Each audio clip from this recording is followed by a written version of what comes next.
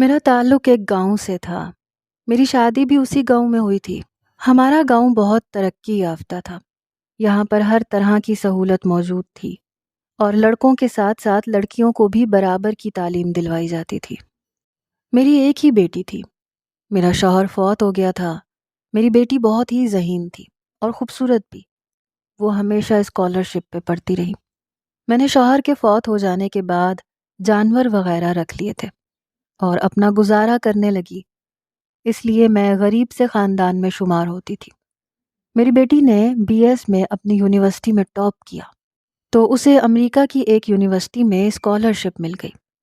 میرے لیے تو یہ بہت ہی زیادہ خوشی اور فخر کا مقام تھا، کیونکہ اپنے بل بوتے پہ تو میں اس کو کبھی بھی باہر نہ بھیج سکتی۔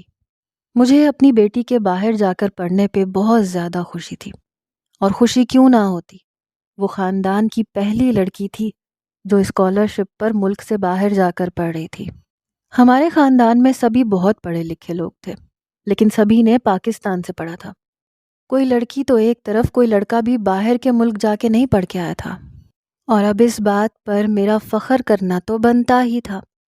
میں نے خوشی خوشی اپنی بیٹی کو امریکہ جانے کی اجازت دے دی، لیکن اس کے جانے کے 2 ماہ بعد ہی جب میں نے اس سے ویڈیو کال پہ بات کی تو میں حیران رہ گئی کہ میری بیٹی جو یہاں یونیورسٹی میں پڑھ کے بھی ہمیشہ گاؤن میں رہا کرتی تھی، وہاں وہ جینز شرٹ پہن کے پھر رہی تھی۔ جب میں نے اس سے یہاں اس حوالے سے بات کی تو اس نے بتایا کہ اماں یہاں اجازت نہیں ہے، ہمیں اس طرح کا لباس پہننا پڑتا ہے، لوگ مذاق اڑاتے ہیں، ان کے ساتھ رہیں گے تو ان کے اصول تو پورے کرنے پڑیں گے۔ بات تو میری سمجھ میں آ گئی، لیکن خوشی اس بات کی تھی کہ اس نے جینز شرٹ پورے والی پہنی تھی، پورے بازو کی، اور جینز بھی، اسی لیے میں نے اسے کچھ نہ کہا۔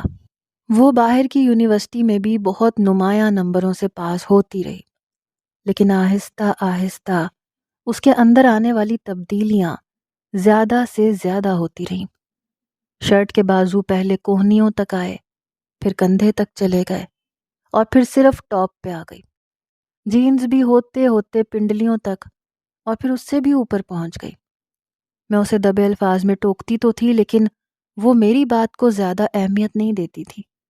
ہمیشہ کہتی تھی، ماں تم ہمیشہ گاؤں میں رہی ہو، یہاں سے کبھی نہیں نکلی ہو، تمہیں دنیا کے بارے میں کیا پتہ، آج کل تو اس سے بھی بہترین کپڑے آ رہے ہیں، آج کل یہی فیشن چل رہا ہے، اور میں جس ملک میں رہتی ہوں اب یہاں پہ شلوار دوپٹے کے ساتھ تو نہیں رہ سکتی نا، سب نے میرا مذاق ہی اڑانا ہے، اس لیے ان لوگوں کے ساتھ رہتے ہوئے مجھے ان جیسا بننا پڑے گا۔ میری بیٹی تعلیم حاصل کرنے کے ساتھ ساتھ وہاں جاب بھی کرنا شروع ہو گئی۔ میں نے اسے منع کیا تھا کہ جاب کی ضرورت نہیں ہے، تم تعلیم پہ دھیان دو۔ اس نے کہا کہ مجھے جاب کی ضرورت ہے، میری یہاں ضرورتیں ہوتی ہیں جو اسکالرشپ سے ملنے والی رقم سے پوری نہیں ہوتی، اس لیے مجھے وہ ضرورتیں پوری کرنے کے لیے نوکری کرنی پڑے گی۔ اب اکثر ہی وہ ہر بات پہ مجھے اس بات کا بھی طعنہ دیا کرتی تھی کہ ماں تم نے تو جانور رکھے ہوئے ہیں، میرا خرچہ کہاں سے اٹھا سکتی ہو، مجھے اپنا خرچہ خود ہی اٹھانا پڑے گا۔ کاش میں بھی کوئی امیر لڑکی ہوتی، یہاں سکون سے بیٹھ کے پڑھتی، میرا خرچہ میرے پیچھے سے آ جاتا۔ ایسی باتیں سن کے مجھے دکھ ہوتا تھا۔ وہی لڑکی جو اپنے گاؤں کو اپنا سب کچھ مانتی تھی، یہاں کے ہر چھوٹے بڑے کی عزت کرتی تھی، پیار محبت سے رہتی تھی، وہ اب ہر وقت گاؤں کی برائیاں بیان کرتی رہتی۔ گاؤں میں لوگ ایسے ہوتے ہیں، گاؤں میں لوگ ویسے ہوتے ہیں، گاؤں تو ایسا ہے ویسا ہے۔ مجھے سمجھ نہیں آتی تھی کہ اس کی دماغی حالت جو بدلتی جا رہی ہے، گاؤں سے اس کی نفرت پیدا ہوتی جا رہی ہے، اس کا کیا کروں؟ اس کی ڈگری کمپلیٹ ہونے والی تھی اور وہ پاکستان آنے کو راضی نہیں تھی، کیونکہ وہ نہیں چاہتی تھی کہ وہ دوبارہ سے اس غربت والے ماحول میں آ کے رہے۔ لیکن میری تو وہ اکلوتی بیٹی تھی، میں نے اسے پڑھنے کے لیے، اس کے بہتر مستقبل کے لیے دل پہ پتھر رکھ کر اتنی دور بھیجا تھا، اسے ہمیشہ کے لیے اپنے سے دور کیسے کر سکتی تھی؟ لیکن میری بیٹی کسی صورت واپس آنے کو تیار نہیں ہو رہی تھی۔ اس نے پاکستان آنے کے لیے ایک ہی شرط رکھی تھی کہ میں اپنے سارے جانور بیچ کر، گاؤں چھوڑ کر شہر منتقل ہو جاؤں، تب وہ پاکستان آئے گی۔ میں نے اس سے کہا کہ میں جانور بیچ دوں گی اور شہر چلی جاؤں گی، پھر ہمارے خرچے کیسے پورے ہوں گے؟ گاؤں میں تو اپنا گھر ہے، گھر کا کرایہ نہیں دینا پڑتا، صرف بجلی گیس کا بل یہاں دینا ہوتا ہے، اور وہ بھی سسرال والوں کے ساتھ رہنے کی وجہ سے مجھے آدھا دینا پڑتا ہے۔ لیکن اس نے کہا کہ خرچوں کی فکر مت کریں، سب کچھ میں سنبھال لوں گی، لیکن آپ شہر چلی جائیں۔ ایک ہی بیٹی تھی، اس کو واپس لانے کے لیے بہت زیادہ ضروری تھا کہ میں وہ سب کچھ کروں۔ اس لیے میں نے سارے جانور بھی بیچ دیے، اپنے سارے پیسے بینک میں جمع کروائے، شہر میں ایک چھوٹا سا گھر کرائے پہ لے لیا، لیکن اپنی بیٹی کو نہیں بتایا کہ وہ گھر کرائے پہ ہے۔ جب اس کی شرط پوری ہو گئی تو مجبور ہو کر اسے ملک واپس آنا پڑا۔ جب وہ یہاں آئی تو رشتہ داروں سے ملنے کے لیے صرف 1-2 دن کے لیے گاؤں گئی۔ وہاں بھی وہ بات بات پہ ناک منہ چڑھاتی رہی، ہر وقت غربت سے تنگ ہونے کی باتیں کرتی رہی۔ پاکستان واپس آنے کے بعد اس کا لباس نہیں بدلا تھا، وہ ویسا ہی لباس پہنتی تھی جیسا امریکہ میں پہنتی تھی۔ میں ابھی اس بات پہ زیادہ روک ٹوک نہیں کرنا چاہتی تھی کہ کہیں واپس امریکہ نہ چلی جائے۔ 1 ماہ بعد اسے ایک بہت ہی اچھی کمپنی میں نوکری مل گئی۔ میں اپنی بیٹی کے ساتھ شہر میں رہنے لگی۔ میں نے ساری زندگی گاؤں میں گزاری تھی، کھلے گھر کی مجھے عادت تھی۔ یہاں تو انسان بور بھی نہیں ہوتا، کاموں سے فرصت ملے تو کسی بہن بھائی کے پاس جا کے بیٹھ کے باتیں کر سکتا ہے۔ لیکن شہر میں تو نہ کوئی جان نہ پہچان، وہ تو صبح صبح تیار ہو کے چلی جاتی اور میں سارا دن بند گھر میں دیواروں سے باتیں کرتی۔ اس نے مجھے ٹی وی لگا کے دیا، انٹرنیٹ لگا کے دیا، لیکن جس نے ساری زندگی ایسے کام نہ کیے ہوں اس کو یہ کام کیا اچھا لگے گا۔ ایک دن ایک عورت ہمارے گھر آئی، معلوم ہوا کہ رشتہ کروانے والی ہے۔ شہر میں اس طرح کی عورتیں ہوتی ہیں، لیکن شہروں میں بڑے بڑے میرج بیوروز بھی ہوتے ہیں۔ میرے دماغ میں آیا کہ میں اپنی بیٹی کی شادی کروا دوں، کیونکہ اس کی یہی عمر ہے، اور جس طرح وہ گاؤں سے نفرت کا اظہار کرتی تھی، اس نے گاؤں میں تو شادی نہیں کرنی، اور ہمارا سارا خاندان گاؤں میں ہی تھا۔ شادی کرنا تھی تو شہر میں ہی کوئی اچھا خاندان دیکھ کے شادی کرنا تھی۔ مجھے معلوم تھا کہ مجھے خاندان والوں کی ناراضگی سہنی پڑے گی، کیونکہ خاندان میں میری بیٹی کی عمر کے بہت لڑکے تھے۔ ان میں سے کئی کی ماؤں نے مجھ سے شادی کے بارے میں بات بھی کی تھی، لیکن میں اپنی بیٹی کی سوچ جان چکی تھی، اس لیے کوئی رسک نہیں لینا چاہتی تھی۔ میں نے رشتے کروانے والی کو اپنی بیٹی کے بارے میں بتایا، کہا کہ اس کے لیے کوئی اچھا سا رشتہ ڈھونڈو۔ اس نے کہا کہ وہ جلد ہی واپس آئے گی اور رشتہ بتائے گی۔ وہ آتی رہی، مختلف رشتوں کے بارے میں بتاتی رہی، لیکن ان میں سے کوئی بھی ایسا نہیں تھا جس کے ہاتھ میں میں اپنی بیٹی کا ہاتھ دے سکتی۔ انہی دنوں اس نے مجھے ایک رشتہ بتایا۔ لڑکے کا جرمنی میں اپنا کاروبار تھا۔ یہاں پہ بھی اس کے خاندان میں کوئی خاص لوگ نہیں تھے، صرف ایک ماں تھی اور ایک بھائی تھا جو اپنے بیوی بچوں کے ساتھ الگ رہتا تھا۔ اس نے یہ کہا کہ شادی کے بعد وہ اپنی بیوی کو ساتھ لے جائے گا۔ رشتہ تو مناسب تھا، اور جس طرح سے میری بیٹی کی سوچ تھی اس لحاظ سے تو بالکل ٹھیک تھا۔ میرے گھر میں تو مرد تھا نہیں، اس لیے کوئی ایسا نہیں تھا جو ساری معلومات کرواتا۔ خاندان کے لوگوں کو اگر میں کہتی تو انہوں نے میری بات نہیں سننی تھی، کیونکہ سب کو یہی ہوتا کہ باہر رشتہ کیوں دے رہی ہو جبکہ خاندان میں جگہ ہے۔ تو اس لیے میں نے کوئی خاص جانچ پڑتال نہیں کی۔ رشتے والی عورت ان کے بارے میں جتنی معلومات لے سکتی تھی وہ اس نے لے دی تھی اور اس کو فائنل کر دیا۔ اس رشتے کی خصوصیات سن کر میری بیٹی بھی جلد ہی اس رشتے کے لیے راضی ہو گئی، لیکن مجھے خاندان میں بہت زیادہ مخالفت کا سامنا کرنا پڑا۔ یہ میرے لیے بہت مشکل کام تھا، لیکن سبھی کو معلوم تھا کہ میری بیٹی گاؤں میں نہیں رہنا چاہتی، کیونکہ اس کے تیور سبھی کے سامنے تھے، اس لیے سب نے اس فیصلے کو قبول کر لیا۔ میری بیٹی کی شادی ہوئی، وہ دوسرے شہر چلی گئی۔ شروع کے دنوں میں ہم لوگ آتے جاتے رہے، لیکن وہ دوسرے شہر میں تھی، روزانہ کون میرے ساتھ جاتا؟ اس لیے 1 ماہ بعد ہمارا آنے جانے والا سلسلہ ختم ہو گیا۔ میں نے کرائے کا گھر چھوڑ دیا، واپس اپنے گاؤں آ گئی۔ زندگی ایک ڈگر پہ چل پڑی۔ میرے سر پہ جو فرض تھا وہ ختم ہو چکا تھا۔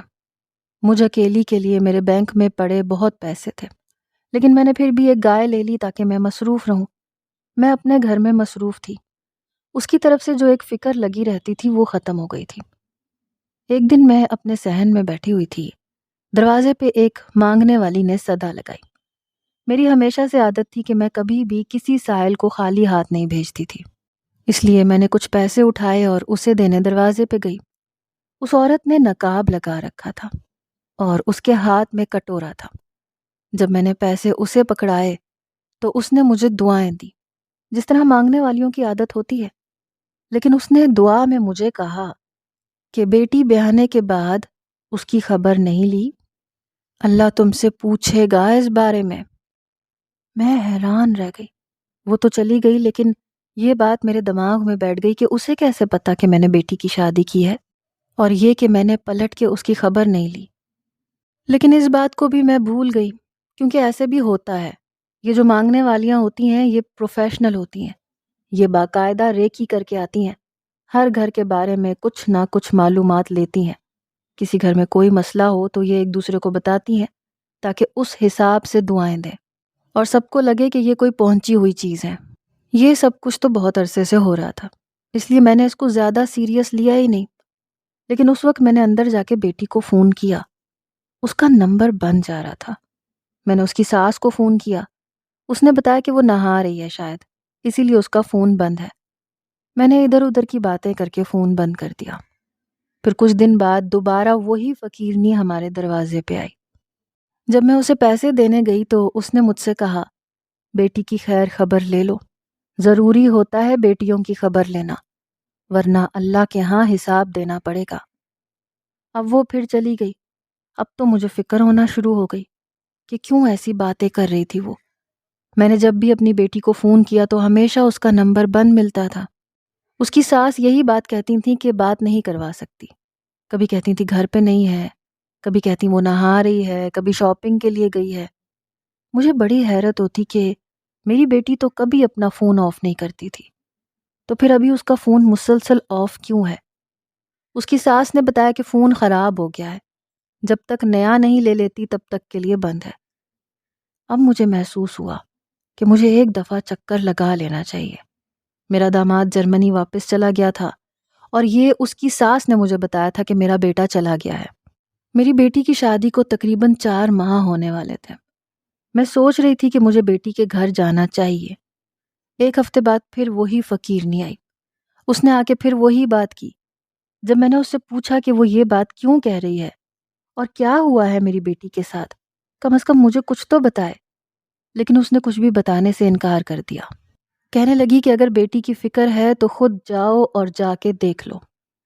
اب تو مجھ سے 1 منٹ بھی صبر نہیں ہو رہا تھا، اسی لیے اگلے ہی دن بغیر کسی کو اطلاع دیے میں گاڑی میں بیٹھی اور اپنی بیٹی کے گھر چلی گئی۔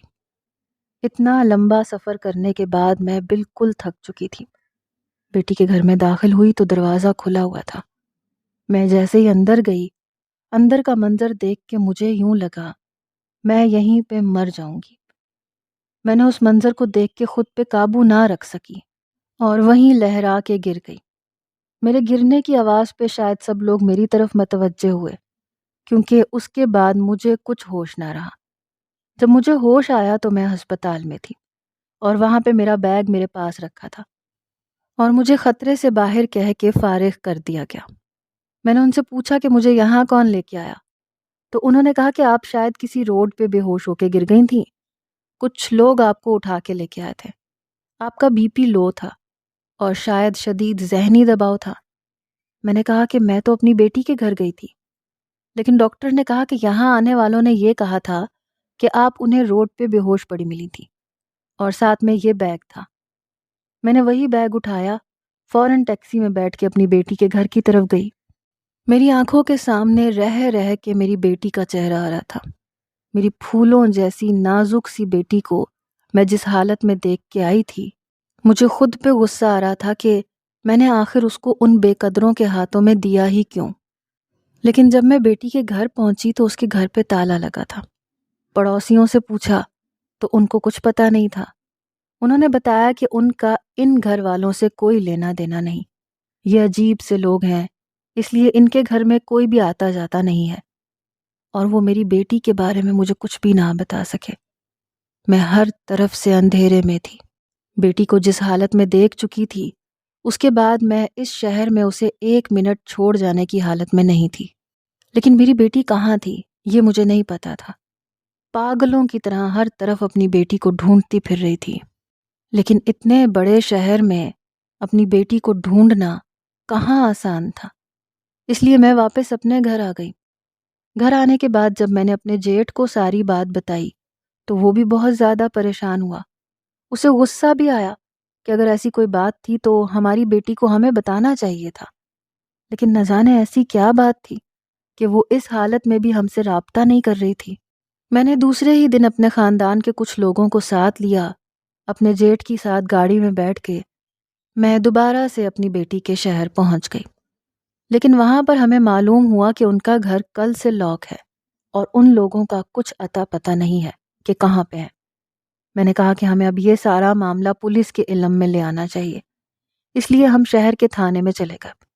جا کے انہیں ساری صورتحال بتائی، اپنے علاقے کے بارے میں بھی بتایا، بلکہ ہمارے علاقے کے تھانے کا SHO میرے جیٹھ کا بہت اچھا دوست تھا، اسی لیے اسے فون کر کے ان سے بات کروائی۔ پولیس والے آپس میں ایک دوسرے کے جاننے والے ہوتے ہیں، اس لیے تھانے والوں نے اس کام کی حامی بھر لی اور کہا کہ آپ کی بیٹی جہاں جس حالت میں بھی ہوگی ہم ڈھونڈ کے آپ کو ضرور دیں گے۔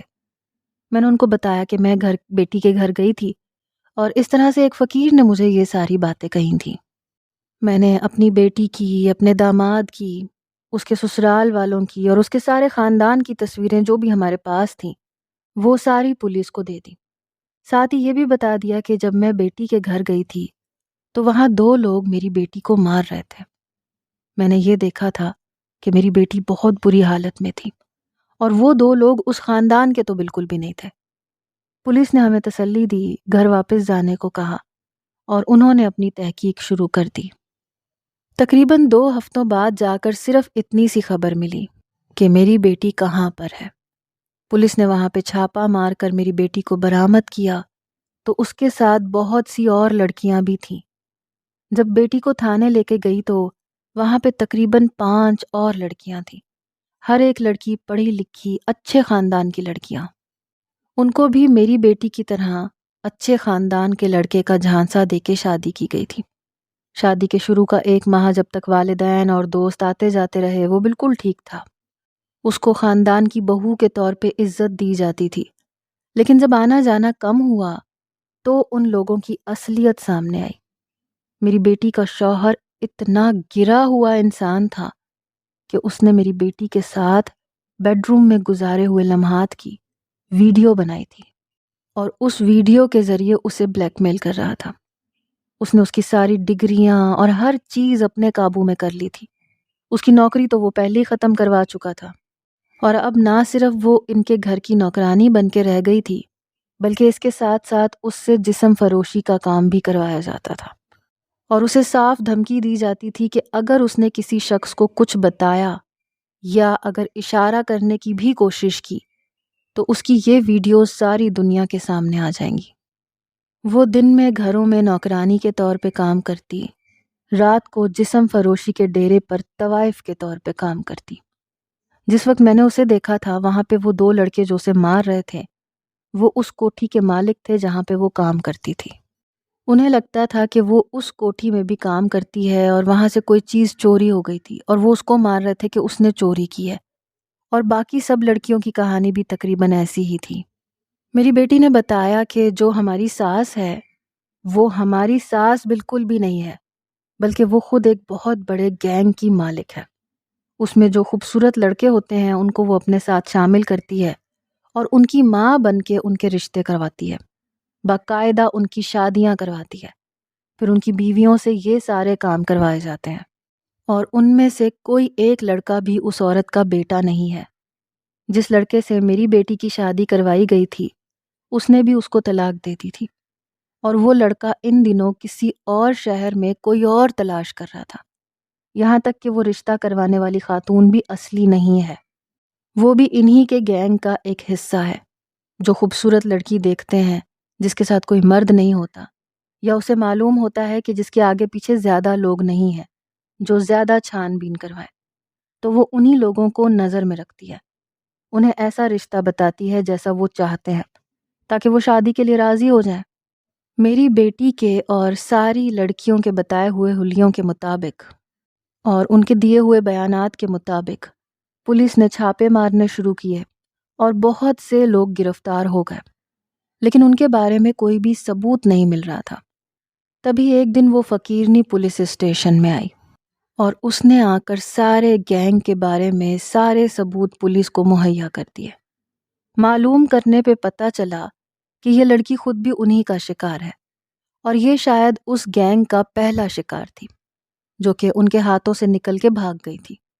انہوں نے اس کی ویڈیو وائرل کر دی تھی، لیکن یہ واپس اپنے ماں باپ کے گھر گئی ہی نہیں بلکہ حلیہ بدل کے بھیک مانگنے لگی، اور اس نے ان کے خلاف ہر قسم کے ثبوت جمع کیے ہوئے تھے۔ لیکن اس دوران وہ لوگ 6 اور لڑکیوں کی زندگی خراب کر چکے تھے۔ اب ان ثبوتوں کی بنا پہ ان کو سزا دلوانا تو بہت آسان ہو گیا تھا، لیکن مجھے بھی ساری زندگی کے لیے سزا مل گئی تھی۔ جس حالت میں مجھے میری بیٹی واپس ملی تھی ویسے تو میں نے کبھی خواب میں بھی نہیں سوچا تھا، اور شاید میری ہی غلطی تھی۔ مجھے اپنی بیٹی کی شادی سے پہلے اچھے طریقے سے چھان بین کروانی چاہیے تھی، جبکہ میں نے صرف روپیہ پیسہ دیکھ کے اپنی بیٹی کی شادی کر دی اور اپنی طرف سے اس کے بہترین مستقبل کو اس کی جھولی میں ڈال دیا، حالانکہ یہی میری سب سے بڑی غلطی تھی۔